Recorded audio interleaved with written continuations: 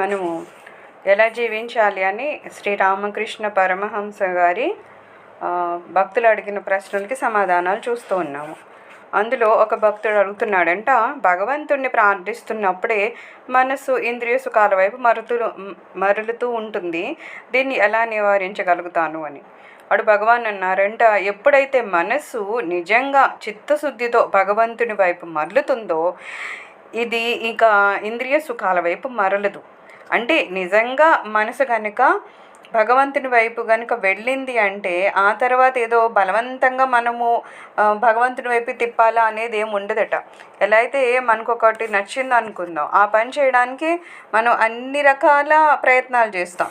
అదే నచ్చని విషయం అనుకో, ఏదో చేయమన్నారు కదా తప్పదు కదా అన్న రకంగా చేస్తాం. అది మామూలు విషయాల్లో కూడా మనకి తెలిసేదే కదా, కొత్తగా ఏం లేదు.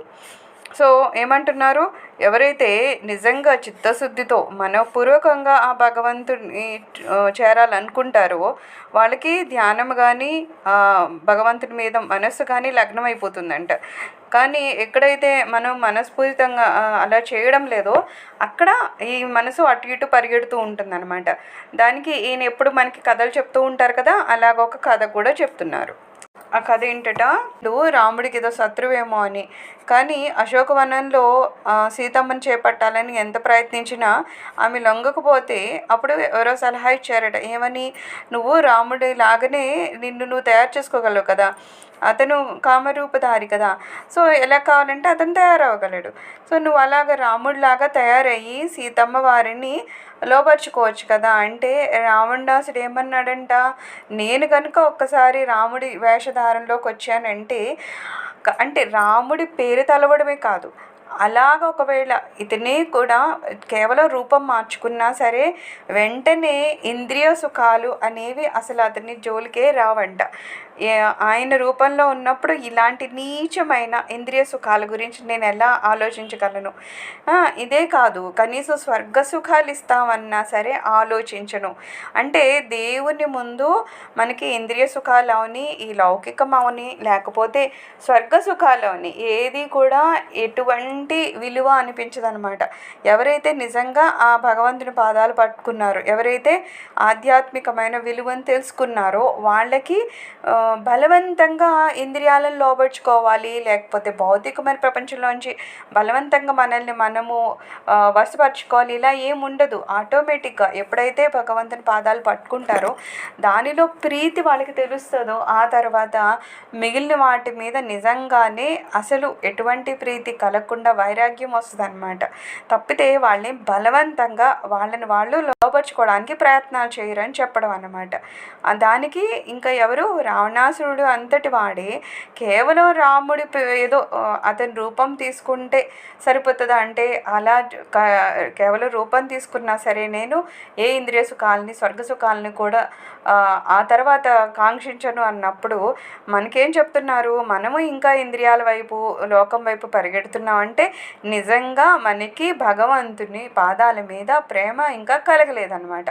ఎప్పుడైతే మనం చిత్తశుద్ధితో ఆ భగవంతుని శరణు వేడతామో ఆ తర్వాత మనసును ఎలా లోపరుచుకోవాలని ఆలోచించాల్సిన అవసరమే ఉండదు. ఆ మనసే ఆ స్వామివారి పాదాల వెంట పరిగెడుతుంది అన్నమాట. దానికే ఇంకొక కథ కూడా చెప్పారంట, అందరూ కోరే వాటిని భక్తుడు కోరడు. రావణాసుడు చనిపోయాక ఆ లంకకి విభీషణ్ణి రాజుని చేస్తారు కదా, అప్పుడు విభీషణుడు అడిగాడంట, రామ నేను నీ సేవ చేసుకుంటే చాలు కదా, ఎందుకు నాకు ఈ రాజ్యము అంటే, అప్పుడు రాముడు అన్నాడంట, నాకు తెలుసు నీకు ఈ రాజకాంక్ష అవి ఉండవు, కానీ నువ్వు ఎందుకు చేపట్టాలి అంటే మిగిలిన వాళ్ళ కోసం, ఎవరైతే అజ్ఞానులు ఉంటారో వాళ్ళు ఒకటి అడుగుతారంటే ఏమని, ఇప్పుడు రావణాసురుడు అంత పెద్ద లంకా రాజ్యము ఇవన్నీ వదిలేసుకుని రాముడి దగ్గరికి వెళ్ళావు కదా, రాముడిని సేవించినంత మాత్రాన నీకేమొచ్చింది అని అడుగుతారట. అది కేవలం ఒకరికి చూపించడం కోసం మాత్రమే ఇంత పెద్ద లంకా రాజ్యాన్ని నువ్వు ఏలు అంటున్నారు. అది కేవలం వేరే వాళ్ళకి కనబడేటట్లు మాత్రమే. నిజానికి విభీషణుడికి ఇంకా అవసరం ఉంటుందా అంటే ఉండదు. ఎందుకంటే రామభక్తిలో ఆయన మునిగిపోయి ఉన్నారు. ఆయనకి లౌకిక వాంఛలు కానీ, రాజ్యం కానీ, ఇంకోటి కానీ అవసరం లేకపోయినా సరే కేవలం అజ్ఞానులకు చూపించడం కోసం. ఇప్పుడు చాలామంది అదే కదా అంటూ ఉంటారు, ఏంటో పూజలు పునస్కారాలు అంటారు, ఏమొస్తుంది అంటారు. ఏమొస్తుంది అంటే వాళ్ళ ఉద్దేశంలో ఏంటంటే భౌతికంగా ఏమొస్తుంది అది మాత్రమే వాళ్ళకి కనిపిస్తుంది. కాబట్టి మనము ఏదో చాలా ఆనందంగా ఉంటేనో, మన దగ్గర ఏదో ఎక్కువ డబ్బులు ఉంటేనో, సుఖంగా కనిపిస్తేనో అప్పుడు వాళ్ళు నమ్మడానికి రెడీ అవుతారు. పూజ చేస్తే అలా ఉంటుంది అనమాట.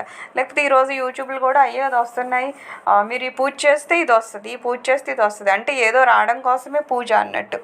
కానీ నిజంగా భక్తి తెలిసిన వాడు, నిజంగా ఆ పాదాల దగ్గర ఉండే ఆనందాన్ని పొందిన వాడికి భౌతికంగా కానీ లేకపోతే ఇంద్రియ సుఖాలు కానీ అవసరమా అంటే ఏది అవసరం లేదు. కానీ అజ్ఞానులకి కేవలం బుద్ధి చెప్పడం కోసం అనేది కాసింత దేవుడు మనకి ఇచ్చి వాళ్ళకి చూపిస్తాడు, దేవుడిని పట్టుకుంటే ఇవి కూడా లౌకిక సుఖాలు కూడా దొరుకుతాయని. అది అజ్ఞానులు అనమాట. జ్ఞానవంతులు చేసే పని అయితే కాదు.